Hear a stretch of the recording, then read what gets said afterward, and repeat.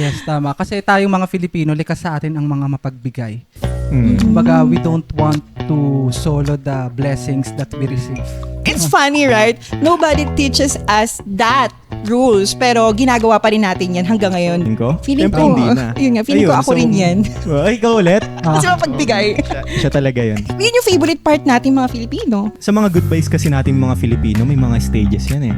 Game, sige nga, sabihin mo sa amin kung ano yun. Kasi, and that's what's make Filipino culture special talaga. Yeah, and actually, that what makes also a Filipino culture.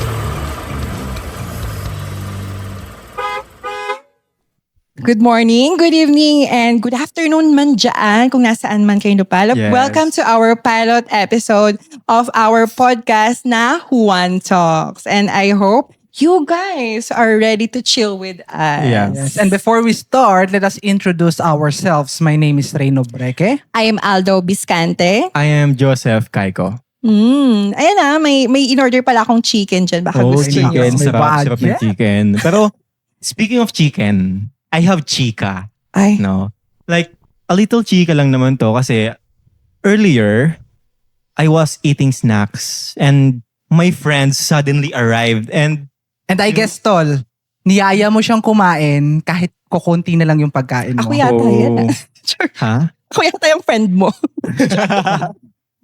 Mo kanina eh. Yeah, binidi ko yun. Iba yun. Iba Okay. yun. May iba pa ako na inaya. go. Oo. Pero yun, kumakain ako kanina. Pero tama yun. Niyaya ko siya kahit last bite na yun. Pero, ayun, I feel a little bit rude kasi kapag di ko siya inaya. Sa bagay. Kasi kung ako yan, sasabihin ko, busog na ako eh. Pero mamaya, i-join na kita. Exactly, ganyan. I will join you. Ganyan yung nangyari. Oh, I'm Oo. right. Oh, kapag, di ba, inaya ko siya. Pero after nun, maya-maya, ayun, nilantakan na. Talagang siya na yung umubos ng pagkain ko. Aray ko. Baka nga ikaw yun. Ako na yan. Kasi it's funny, right? Nobody teaches us that rules. Pero ginagawa pa rin natin yan hanggang ngayon, di ba? Oh, Yes, yeah. correct. Mm. I think it's a And- secret na hindi alam ng iba. Oh, and I think it's part of the Filipino culture na rin na not everyone knows it, but everyone follows. Yes. Mm.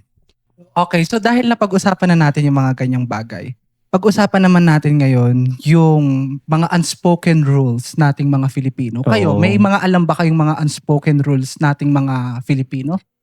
Since na-mention na natin yung food or yung pagkain kanina, hindi na lang natin yun yung pag-usapan. Oh. 'Di ba? Kasi, Sa bagay. alam nyo ha, unspoken rules ng Filipinos. When someone arrives on your house or kakilala, kamag-anak, relatives, sasabihin mo, kahit bisita man lang, sasabihin mo dyan, kain po tayo, let's yeah, eat tama. po, kahit konti na lang yung nasa lamesa natin, let's eat po. Diba? Yeah. Yes, tama. Kasi tayong mga Filipino, likas sa atin ang mga mapagbigay.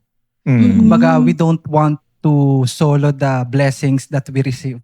Yeah, and Yes. katulad nga nung sabi ko kanina, 'di ba? It feels a little bit rude when you don't invite them to eat with you and it's like you're not being polite, 'di ba? So, pag Tama. tinanggihan ko, hindi na ako polite. Oh, hindi naman. Hindi naman. Hindi naman ganun. Oo. Pero ikaw ba, Aldo, since then, sabat ka ng sabat? Joke lang. Ito na nga, sige. Aray ko. Ako na. Hindi. Pero ikaw, Aldo, do you have any experience like that na sa ganong scenario? Oh, yeah, I have experience from that. Kahit naman kayo siguro, pero ako, ang experience ko, hindi naman ako totally, o kung ako na yun, kung ako, I can give what I can. yeah. Diba? Sabi ko, sige, kain tayo, dito ka. Ganoon naman ako kabait. Wow, Wow. ang bait. So, napaka-generous pala Tama. ni Aldo. So ngayon, kung dito kasi mga tol, we talk about na parang hindi dapat, kumbaga dapat tinatanggihan natin ang isang bagay na inaalok sa atin. Pag-usapan naman natin yung kabaliktaran nito. Na parang kayo ba, meron kayong mga cases na inalok kayo or friends na parang merong inoffer sa inyo. Oh, And then yeah. hindi nyo siya pwedeng tanggihan kasi nakakabastos. Kumbaga, Nakakahiya. yes, nakakahiya. I think yan yung sinasabi natin parang, uy, ilibre na kita, bigay ko na sa'yo ito. Diba? Parang, Oo. nakadanas ba kayo nung gano'n? Ilibre na kita. Well, actually, no, wala. Kaulit ako. Yes. Ay, May chicken machika mamaya. talaga to. Chicken mamaya. Sure. Babawiin ko sa chicken mamaya. Ayan. Sure. De, pero kasi last week, my friend and I rode a jeepney together. Yes. And I was about to pay for our fare, but my friend insisted na hindi, ako na. Parang bigay ko na daw sa kanya yung pagkakataon na yon para siya naman yung magbayad. And since ako naman, nahiya ako tumanggi, nabigay niya na din kasi sa jeepney driver yung pamasahe. Ano pa gagawin ko doon? Ano kukunin ko? Feeling Siyempre, ko, hindi na. yun nga, feeling ko Ayun, ako rin yan.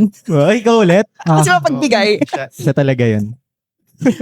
Yes, nakakatuwa kasi pag ganyan, hindi, parang yung una sasabihin pa natin, nakakahiya po. Naku, hindi na po. Pero ngayon, unti-unti, bigla na lang natin, sige, thank you po. Yun. So dahil napag-uusapan na natin ang hiya, speaking about hiya, meron ding isang unspoken rule tayong mga Pilipino tungkol about sa hiya, especially about birthday gifts. Na parang kapag merong friend or special someone na nagbigay sa atin ng gift, especially let's say for example, sa case ko, nung nakaraan nag-birthday ako, and then merong friend na nagbigay sa akin ng gifts.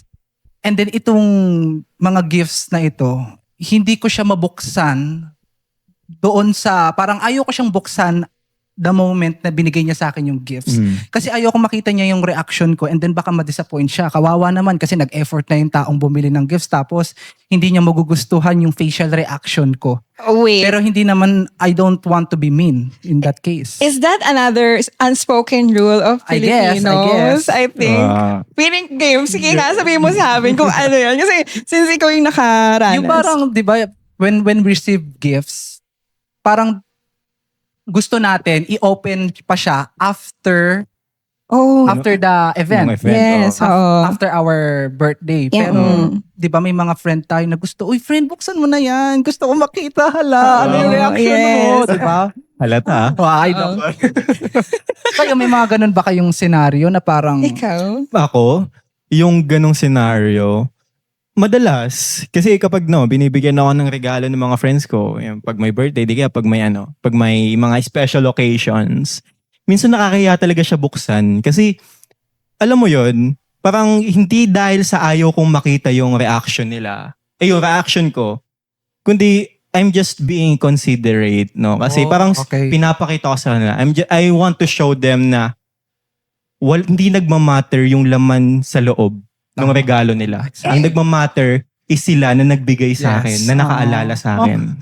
But to think, binigay nila yon on that event or that occasion, di ba? So, syempre, kaya nila binigay yun, gusto nila makita yung itsura or reaction mo sa kung gaano, kasi importante yun sa kanila. It is important to see your reaction on their gifts kasi makikita nila kung gaano ka-valuable sa'yo yung gift na yun eh. So, diba? dahil na pag-uusapan na natin ng birthday. Hindi nyo pa sinasagot yung tanong ko. O sige na. Sabihin na, sa bagay. Sasagutin ko na. Feeling ko yun na yung sagot, yung being considerate for me. Sinagot ko na rin. Parang ayun nga yun, you're just being considerate na pinapakita mo talaga sa kanila na the gift, though nagmamatter yung gift, but mas nagmamatter is ikaw, yung presensya mo, na ikaw yung nakaalala. Tama. Mamaya, sana makita ko yung reaction niya sa chicken. And since yun nga, may another unspoken rules na naman siya. So, dahil na pag-uusapan na natin ng birthday, alangan namang hindi tayo magpapaalam at mag-goodbye sa isa't isa. Pag-event, sa mga events. And then ito pa yung isa sa mga unspoken rules natin mga Filipino na lagi tayo nagsisay ng, uy bes, I'm going home na, goodbye. Pero yung goodbye na yon, simula pa lang yon ng panibagong topic na pag-uusapan ninyo. Oh, yes. Alam, naranasan ko rin yan whenever I'm on an event or birthdays. Minsan, sinasabi ko, bes, paalam na ha. But in 30 minutes, andun pa rin kami gumagawa ng another core memories. May pa-picture pa yan. Yes. Picture muna tayo bago alas. Like after picture, another bonding moment na naman. Yes. Like 30 minutes na naman, no? Yun yung favorite part natin mga Filipino. Diba? Sa mga goodbyes kasi nating mga Filipino, may mga stages yan eh. May mga... Stages? Parang ano lang, parang may pre-goodbye. Ay, mas slow may yarn. Goodbye. May post-goodbye, may final goodbye, may goodbye. Ganun pala yun. Diba? Pero meron din ba dyang pre-final goodbye? Wala. Parang hierarchy of needs ni Maslow. Yes. Yun. Hindi pa yun. Pero yeah, yun kasi yun dun tayo nakakabawi ng presence natin. Yeah. Kasi minsan matagal na tayong nagkikita o hindi pa, yes. nakakabawi tayo ng presence natin doon sa event na yun, matagal na tayo nagkita, gagawa na ulit tayo ng memories Yeah. for that day. Hindi, ayaw nating matapos yung araw na hindi pa hindi pa sobrang saya. Ayan. Na parang tayong mga Filipino, parang we value each other. Ayaw natin ng mga goodbye. We hate goodbyes. Di ba? Pero ayun nga, yung mga goodbyes kasi natin, masyado na kasi nating vinavalue yung mga tao sa paligid natin. So yung mga Yes. goodbyes natin, parang ayaw pa nating i-end yung moment na yon. Like, Yes. we want to bond more. For example, minsan kapag after natin makipag-goodbye, parang may sasabihin pa tayo, next time ulit It's Tama. like, yung word, yung phrase na next time ulit it's like, you want to continue that bond in another day or in another time. Oh. So, and that, sa mga ganong unspoken rules natin mga Filipinos, it only shows that we Filipino are caring. Yes. We are hospitable, di ba? So, mga ganon.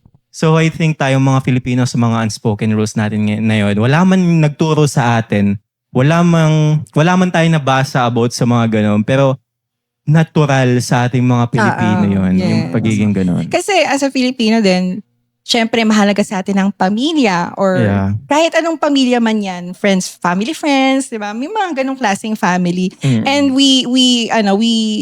we cherish all the presence of the members of the Yeah. family. Kaya siguro ganun tayo ka-welcoming, ka-warm sa Philippines. Kaya nga sabi nila, iba ang mga Pilipino. Kumbaga sa atin lang makakakita ng ganyang kultura. Yeah. Kumbaga mas pinaprioritize natin ang isa't isa. Na parang, di ba sa ibang bansa sinasabi nga nila na puro I, puro me, pero sa atin we. Yeah, Yes. tama yun. Tama. And that's what's make Filipino culture special talaga. Yeah, and actually, Tama. that what makes also a Filipino culture special is Filipino culture are sensitive. Oh, Lalo na sa yeah. mga ganong unspoken Yes, rules. tama. That only shows na yung mga bagay na yon, like yung from kain tayo to saying goodbyes na talagang nagtatagal ng goodbyes, it Yeah. only shows how we value the people around us Yes. and how we want everyone to be comfortable, 'di ba? Sa mga From ganun. from nakakahiya to, Oo. hindi, dito ka, welcome Oo, ka sa parang amin. Nakakatuwa. And gusto man naming pahabain yung podcast na to. And ayaw nga namin ng goodbye. Yeah. Di ba? So, we need to say goodbye to our listeners. Totoo, But, totoo. before we say goodbye, Yes, may pahabol. I want to chicken. I want to thank all the listeners, Thank you the po. viewers here in our podcast. We cherish you. We cherish Yeah. the presence of everyone here, especially you. Kahit di man ka namin nakikita or nakikinig ka man lang. Yes. Hello sa inyo. Yes. Yes, and I hope sa mga audiences and viewers natin dyan, hindi man namin kayo makita. I hope you felt seen, you laughed, you smiled, and you feel the warmness of our podcast. Yes, and sana dahil dito sa podcast natin, mas naging proud tayo bilang mga Pilipino. Yeah. Proud tayo. Ayan. So this has been the One Talks where you can live, love, and love of being a Filipino. Yeah. Yes. And as always, Kain tayo! One Talks